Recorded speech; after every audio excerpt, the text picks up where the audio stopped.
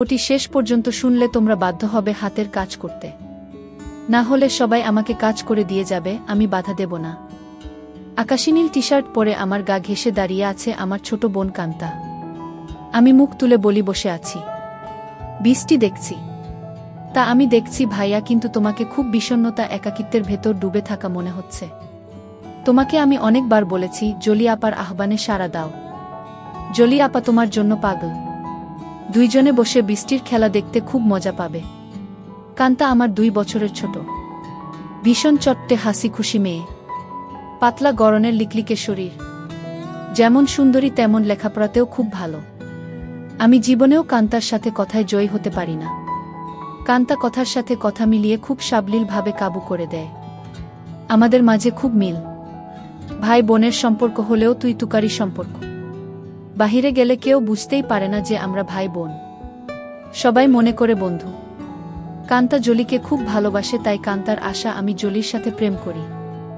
জলিও অনেক দিন যাবৎ আমার সাথে সম্পর্ক করতে চেষ্টা করে যাচ্ছে। আমি প্রায় 1 বছর নেশায় আসক্ত ছিলাম। কান্তার কারণেই আমি সেখান থেকে ফেরত এসেছি। কান্তা আমাকে খুব ভালোবাসে। মা আমার নারী আন্দোলন করে, যা আমার পছন্দ নয়। নিজেকে প্রচার আর প্রসার করায় আম্মা খুব ভালোবাসে, তাই নিজের টাকা খরচ করে আন্দোলন করে, কিন্তু নিজের অনেক ভুল নিজেই দেখে না। সন্তানের উপর অধিকার আছে, তবে তাদের দেখার সময় উনার নাই। আমরা ভাই বোন ছোট থেকেই কেয়ার করি না আম্মাকে। আব্বা খুব ব্যস্ত ব্যবসায়ী মানুষ, তিনি আমাদেরকে টাকা দিলেই সব দায়িত্ব শেষ এমন ধারণা পোষণ করেন। দেশ বিদেশ ঘুরে বেড়ায়। মা বাবার মধ্যে তেমন কেমিস্ট্রি আছে বলেও মনে হয় না। আমরা দুইজন নিজেদের ভুবন সাজিয়ে রেখেছি। আড্ডা মারা, বাহিরে যাওয়া, ঘুরে বেড়ানো সব আমরা একসাথেই করি। কান্তা আমার ঘাড়ে হাত রেখে বলে, ভাইয়া জলি আপা খুব ভালো মেয়ে, তোমাকে সুখী রাখবে। হ্যাঁ বলে দাও। আমি ফোন করে দেই, দেখবে এই বজ্রপাতে কাক ভেজা শরীর নিয়ে তোমার কাছে হাজির হয়ে যাবে। কাকা ভেজা শরীর দিয়ে আমি কি করব?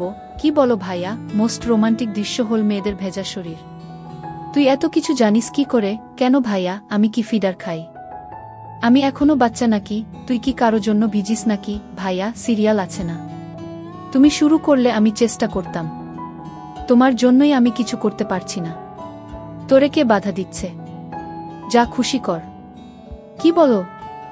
বিয়াদবি হয় না। দুনিয়াতে তুমি আগে আসছো, তাই তোমার আগে কিছু করতে হবে। না রে, আমার এই কমিটমেন্ট খেলা ভালো লাগে না। মা বাবার আচরণ দেখে এই খেলার প্রতি মন নেই। ভাইয়া, সেটা তাদের ব্যাপার। তাই বলে কি আমরা সেটা দেখে এখন নিজেদের কষ্ট দেব? ওদের মাঝে ভালোবাসা ছিল, আর সেটার প্রমাণ তুমি আর আমি। বাবা গরিব ছিল, তাই টাকার অভাব দূর করতেই টাকার প্রতি আগ্রহ বেশি। আম্মা আব্বার জন্য ঠিক নয়, তাই বলে কি আমরা ভুল করব? এত কিছু ভাবিস কি করে? তোর কেউ থাকলে বলো, বিয়ে দিয়ে দেই। ভাইয়া, আমি তোমার চিন্তা করি। তুমি এত হ্যান্ডসাম একজন মানুষ, আর তোমার গার্লফ্রেন্ড নাই। কি করে হয়? তোমার দিকে সব মেয়ে চেয়ে থাকে হা করে, তুমি কি জান? তাই তুই কি এই সব দেখে বেড়াস নাকি? আমি হয়তোবা দেখতে ফানি কার্টুন, তাই সবাই দেখে। না ভাইয়া, তুমি ফানি না, তুমি তাদের কাছে হানি। ওরা তোমায় দেখে দেখে গিলে খায়। যা কি বলছিস? ভাইয়া, তুমি আসিলেই খুব হ্যান্ডসাম, কিন্তু সেই ফিগারটাকে কাজে লাগাচ্ছ না। ইচ্ছা করলে অনেক মজা করতে পারো। কি করে?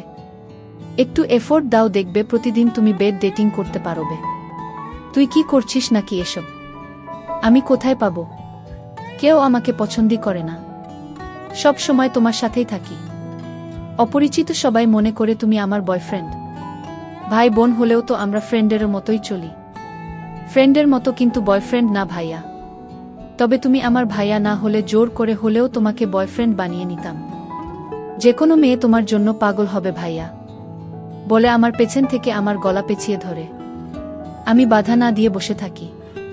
আর কান্তা আমার বুকে হাত বুলিয়ে দিয়ে বলছে, জলি আপা তোমার এই সুটাম দেহের পাগল ভাইয়া। হাত বাড়িয়ে দাও, এনজয় করো। কান্তার হাত যেন থামছেই না। আমার শরীরে তৈরি হচ্ছে এক ধরনের কেমিস্ট্রি। চোখ বন্ধ হয়ে আসছে আরামে। আমি হাত ধরে ছাড়ানোর চেষ্টা করে বলি, কিরে তোর কি হয়েছে?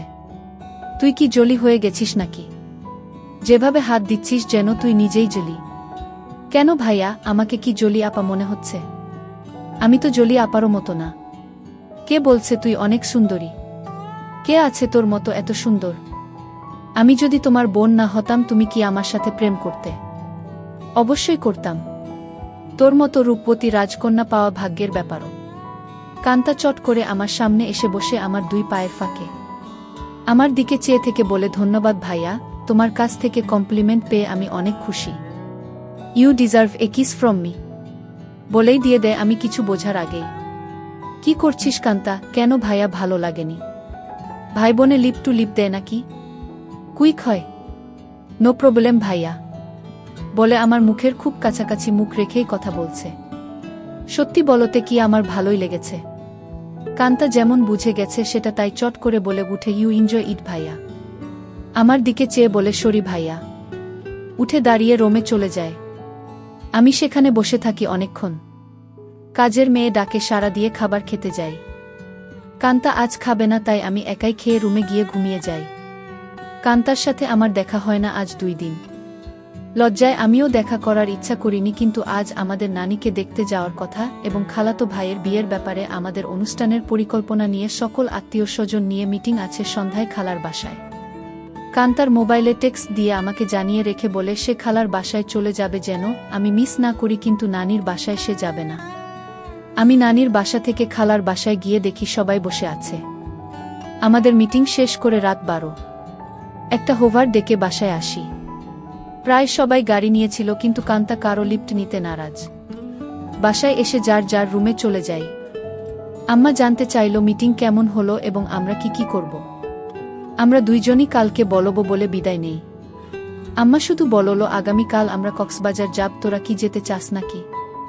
আমি বললাম না। কান্তা জবাব না দিয়ে চলে যায়। আব্বা আম্মা দুপুরের ফ্লাইটে কক্সবাজার চলে গেলে আমি আর কান্তা বাসায় বসে আছি। তখন কান্তা বলে, ভাইয়া চলো আজ আমরা বাহিরে ডিনার করি।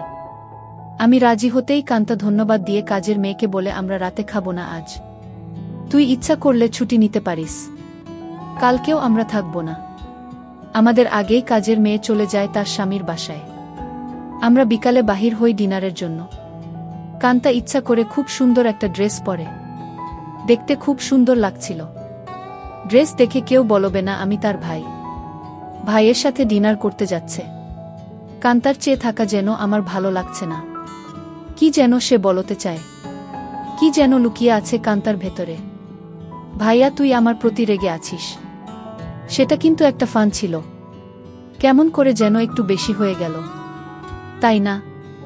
সরি ভাইয়া, বাদ দে সেই কথা। আমরা তো ভাই বোন, কিন্তু বন্ধুও বটে। আমরা ডিনার করে রাত 10টায় আমরা বাসায় চলে আসি।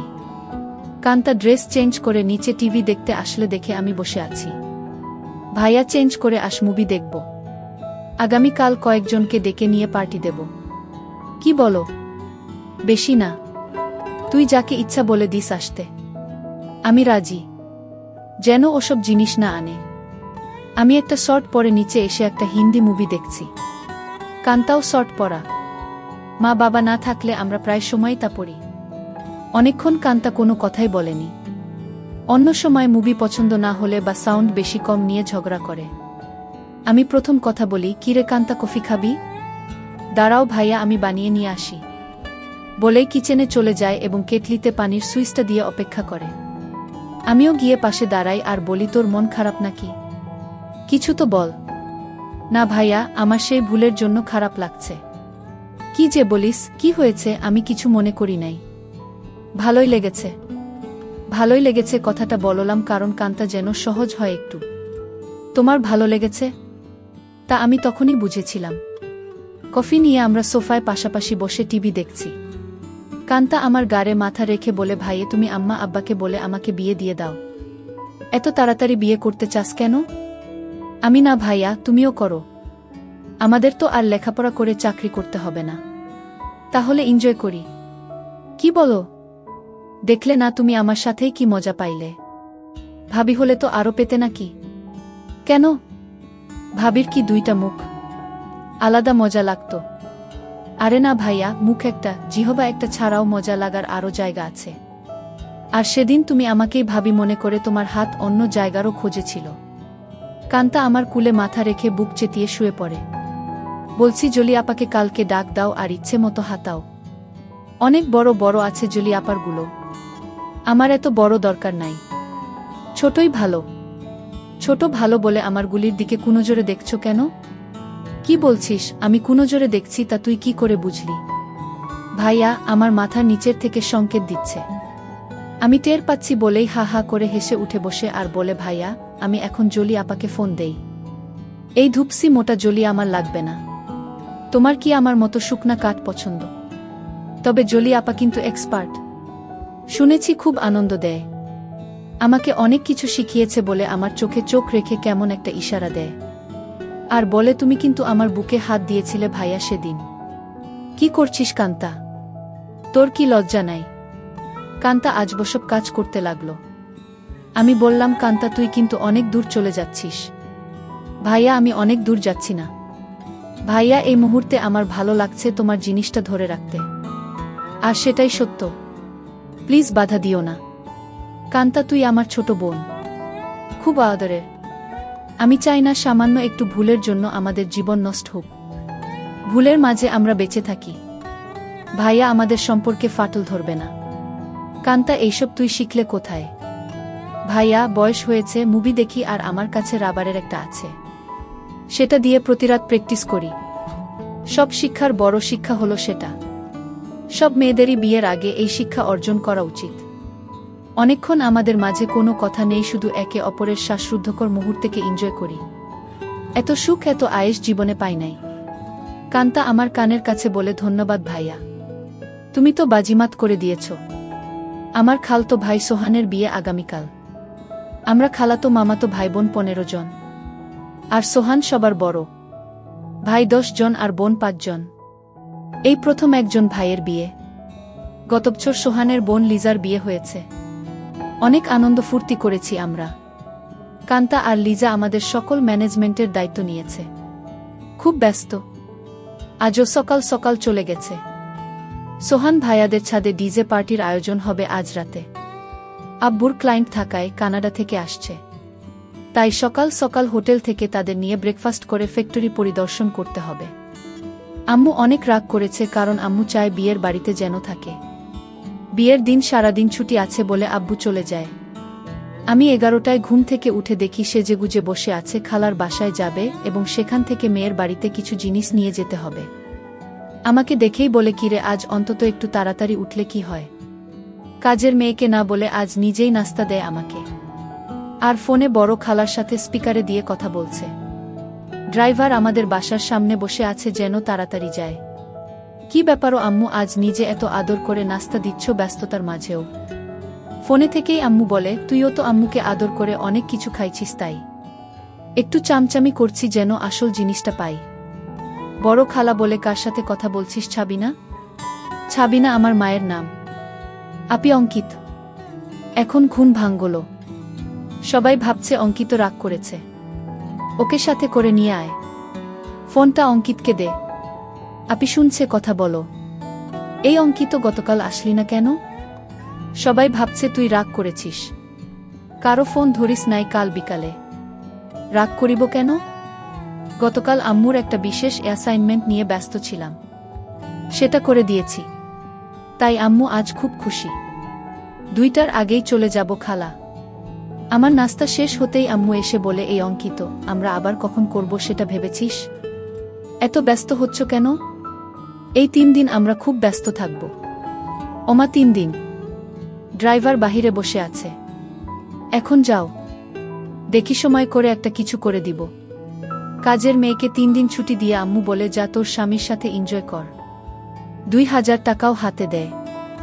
শান্তা নামের কাজের মেয়েটা আমাদের পরিবারের খুব ভালো সম্পর্ক। আমরা সবাই নিজের মতোই ভালোবাসি। শান্তা বলে, আমি আগামীকাল বড় খালার বাসায় যাব, কথা হয়েছে। আমি খালাকে বলেছি কাজে সহায়তার জন্য। তাহলে তো খুব ভালো। আমাকে না জানিয়ে তোরা সব ঠিক করে ফেলেছিস। খালা আমাকে চিঠি দিয়ে দাওয়াত দিয়েছে। অনেক কাজ আছে না? সোহান ভাইয়া অনেক ভালো মানুষ, তাই উনার বিয়েতে সাহায্য করতেই হবে। ঠিক আছে, যা। বাহিরের ড্রাইভারকে গিয়ে বলো আমার 5 মিনিট লাগবে। তুইও দাঁড়িয়ে থাক, তোকে নামিয়ে দিব। আমাকে আম্মু বলে, অঙ্কিত একটু উপরে আয় তো তাড়াতাড়ি বলে সিঁড়ি দিয়ে চলে যায়। আমি উপরে যেতেই আমার বলে অঙ্কিত যেতে মন চাইছে না, তোর সাথে এনজয় করতে মন চাইছে। এখন যাও, কথা দিলাম আজ সন্ধ্যায় কিছু একটা করে দিব। সত্যি দিবে তো নাকি জোয়ান মায়াদের পেয়ে আমাকে ভুলে যাবি? আমার শিরায় শিরায় আগুন জ্বলছে। কথা দিলাম ডার্লিং। আজ অনেক দিন পর আমার শখের বাইকটা বাহির করে ঠিক সময় খালার বাসায় পৌঁছে যাই। বাড়িটা খুব সুন্দর করে সাজিয়েছে। গুলশানে এমন 3 তালা বাড়ি আর সামনে পেছনে বাগানওয়ালা বাড়ি খুব কম। এক পাশে বাবুর্চিখানা বানিয়েছে, সেখানে মিতু আপা দায়িত্বে। যার যা দরকার মিতু আপা অর্ডার করে। আমাকে দেখেই বলে এনিথিং স্পেশাল লাগবে? না আপু, সবার স্পেশাল থেকে একটু একটু করে চেকে নিলেই আমার হবে। ভেতরে ঢুকেই কান্তার সাথে দেখা। ভাইয়া এসেছিস? চল উপরে যাবি ছাদে, আয়োজন কেমন হয়েছে দেখবি। বলে টেনে উপরে নিয়ে যায়। সাথে সাথে অনেকেই যায়। খুব সুন্দর হয়েছে। পার্টি কখন শুরু হবে?